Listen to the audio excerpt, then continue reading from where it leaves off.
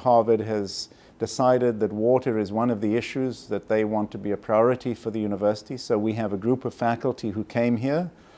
We have in the University of Melbourne and Monash, and now with CEDA as well, a fantastic group of counterparts, collaborators, some of whom I know for decades, people who know this business very well.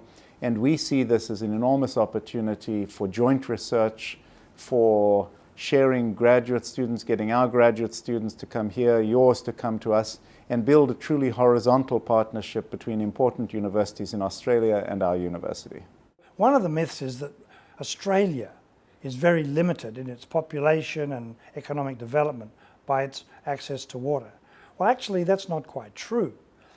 What's wrong is that we haven't really worked out how to use water intelligently and efficiently. Australia can sustain a much bigger population. We can produce food for the world in much greater volumes than we are to date. And we can do it environmentally cleanly.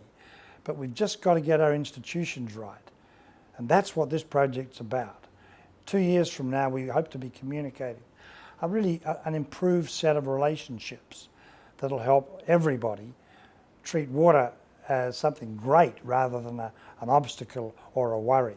I think this engagement with the issue of climate change, of water scarcity, is something that many countries around the world are facing. I am fundamentally a practitioner. I want to help people who have to deal with this, provide them with solutions. There's now more efficient technologies using, computers, IT. The water can be very finely tuned to rainfall, to the needs of crops. And so farmers have got to adapt, and the government's helping them adapt. There's also a need in the cities for more water, but for better, more efficient practices. And there's a need for trading water to where it's most valued. We've had water rationing in most of the capital cities, not at all popular. We've had farms having to cut back on production.